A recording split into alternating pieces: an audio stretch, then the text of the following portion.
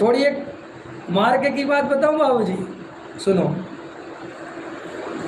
कभी सोचा आपको सारी दुनिया में अगर आपने फिलॉसफी पढ़ी होगी, आप कोई भी फिलॉसफी उठा के देखना, जितनी भी फिलॉसफी दुनिया में है, चाहे वो बौद्ध दर्शन हो, चाहे वो वेदांत हो, चाहे नैयायिक हो, चाहे ज्योतिष हो, कुछ भी हो, जो भी दुनिया में जितने दर्शन चलते हैं, केवल और केवल जैन दर्शन में निश्चय नए और व्यवहार नए है।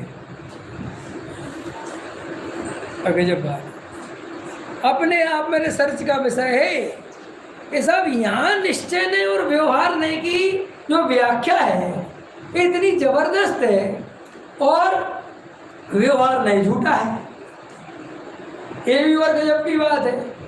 तो जो चीज़ झूठी है उसको जगह देने की जरूरत क्या थी? कंफ्यूजन क्रिएट किया क्यों? कभी सोचा आपने? कभी विचार किया कि ऐसा क्यों है? क्योंकि हमारे आचार्य भगवान ये बात बहुत अच्छे से जानते थे कि सारे ज्ञानी होने वाले नहीं हैं, अज्ञानी भी बहुत होंगे और वे प्रवचन भी करेंगे और जनवाणी भी लिखेंगे, शास्त्र भी लिखेंगे। तो उसका क्या उपाय है? क्या करें? इसको कैसे रोका जाए? तो हमारे आचार्यों ने कहा इसको रोका तो नहीं जा सकता क्योंकि अपन सदाकाल थोड़ी बने रहेंगे। तो उनने कहा एक काम करो, एक परिभाषा तैयार करो कि कैसी? कि जहाँ दो द्रव्यों का मिला के कथन हो, जहाँ निमित्त को कर्ता बताया जा रहा हो, वहाँ व्यवहार नए जानना और ये असत्यार्थ है ऐसा जानना। और जहाँ एक द्रव्य की ही बात, शुद्ध स्वरूप की बात चल रही हो, जहाँ उपादान की बात चल रही हो, जहाँ अकर्ता की बात चल रही हो, जहाँ कोई किसी का कर्ता धर्ता नहीं है ये बात चल रही हो, वहाँ निश्चय ने लगाना परमार्थ है, यही परम सत्य है, ये श्रद्धान करने योग्य है। तो इन दो परिभाषाओं से आचार्य भगवंतों ने पूरी जिनवाणी के जो ऐसे कथन हैं जो गारंटी से ज्ञानियों के लिखे हुए नहीं हैं, अब लेकिन लिखे तो जिनवाणी में है। तो अगर तुम कहोगे कि हम तो जिनवाणी की मानेंगे, तो वो तो खोल के दिखा देगा कि लिखा है पुण्य फलारंता। अब क्या करोगे? मैंने तेरे ही भरोसे पारसनाथ भवर में नैया डाल दई। भाई जिनवाणी में भजन मिलेगा? मिलेगा कि नहीं मिलेगा? और तुम तो कहते हो कि आगम परम सत्य, तो तुम्हारे आगम में लिखा है, अब बोलो, अभी तो समस्या बन जाएगी। हमारे आचार्य का व्यवहार नए का कथन है, साय का कथन है, और व्यवहार नए ऐसे ही चलता है। उसमें भगवान के गीत ऐसे ही गाए जाते हैं, लेकिन गीत तो ऐसे गा लेना, लेकिन ऐसा श्रद्धान मत कर लेना। आया समझ में?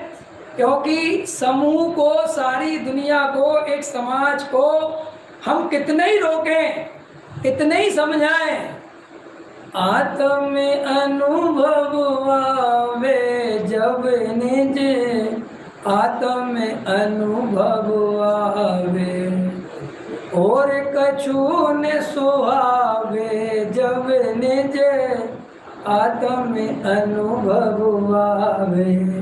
हम कितने ही कहें कि ऐसे भजन गाना, तो भी ये लोग मानने वाले नहीं हैं।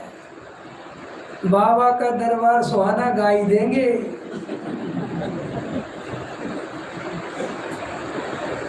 करुणा सागर भगवान भव पार लगा देना, कौन किसको रोक पाएगा? इसलिए हमारे यहाँ विवाद नहीं करके उसे व्यवहार नय के खाते में जमा कर दो।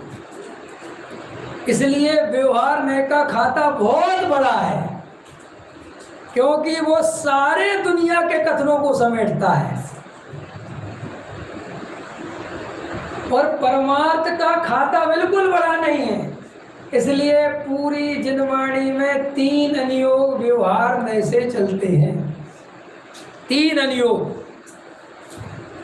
और जो चौथा है ना द्रव्य अनुयोग, वो भी 50% से ज्यादा व्यवहार से चलता है। बोलो, माने जिसके आश्रय से सम्यक दर्शन होता है उसका कथन कितना कम है।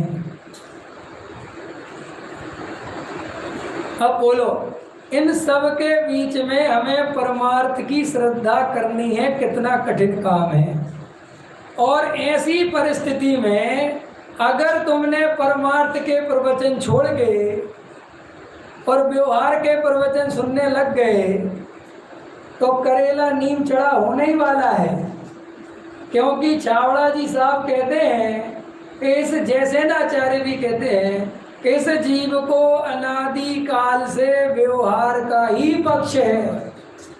इस व्यवहार का पक्ष है माने हमें अनादि काल से निमित्त की ही दृष्टि है, हमें अनादि काल से कर्ता कर्म की दृष्टि है, हमें अनादि काल से दया दान पूजा भक्ति में धर्म बुद्धि है, हमें अनादि काल से व्रत उपवास में आचरण की बुद्धि है। समझ में आया? ऐसा अनादि काल से है और यही व्यवहार का उपदेश और हमने दिया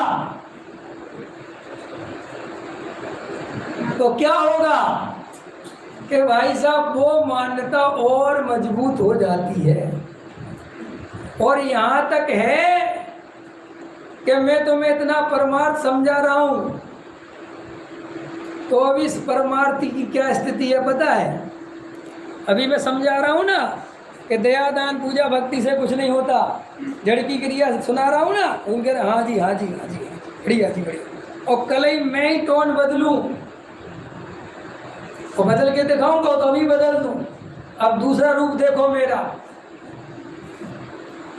देखो भाई, ए निश्चय नहीं की बात सुनना तो श्रद्धान तो करना, लेकिन दया दान पूजा भक्ति छोड़ मत देना। द्रव्य योग पढ़ना पढ़ाना समझना इसका निषेध नहीं है, लेकिन 3 अनुयोग भी उतने ही उपयोगी हैं। ओके पंडित जी, वेरी गुड। हम थोड़ा आपके बारे में गलत जा रहे थे, अब एकदम सही हो गया। इतने जल्दी व्यवहार पकड़ते हैं हम। तुम जरा सा बोल के तो देखो, देखो ये जो अपन की पूजन पद्धति है ना, इसमें थोड़ी सी कमी है। अपन जो उस पर स्वस्तिक बनाते हैं ना, और जो सिद्धशिला बनाते हैं ऊपर, वो कल से आपको सिद्धशिला थोड़ी और ऊपर बनानी है। स्वस्तिक और उसके बीच में गैप रहना चाहिए। आप कल से ही बनाने लगोगे।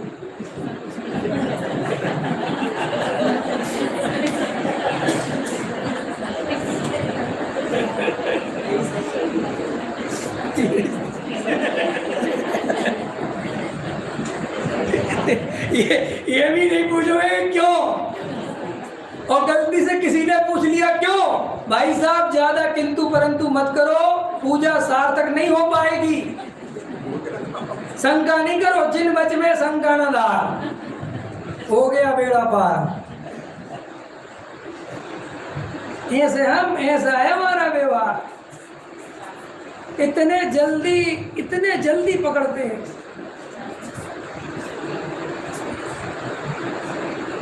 अभी मैं जरा सा बोल दूं, अरे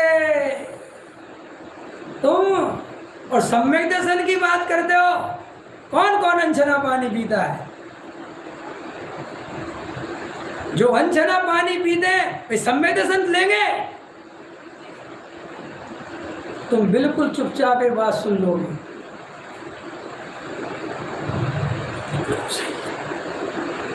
तो कल से करो छना हुआ स्टार्ट, जैसा छन्ना चाहिए।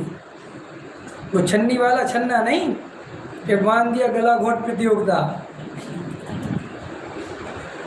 आगम से ही मानते हो ना, तो आगम में कैसा पानी छानना चाहिए पता है, तो छानो वैसे ही। लेकिन हम कोई गहराई में नहीं जाते और ताली बजाते बहुत अच्छा जी, बिल्कुल पानी छाने का पता ही नहीं है क्या बोल रहे हो।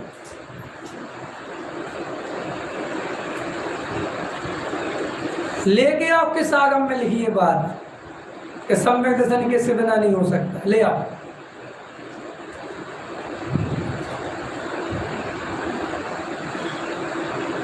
हम इतनी खतरनाक जिंदगी जीते हैं कि हम एक तरफ तो शेर को सम्यक दर्शन करा देते हैं, कहते कर ले तू, तो हमारी छोड़, हमें तो पानी छानना पड़ेगा।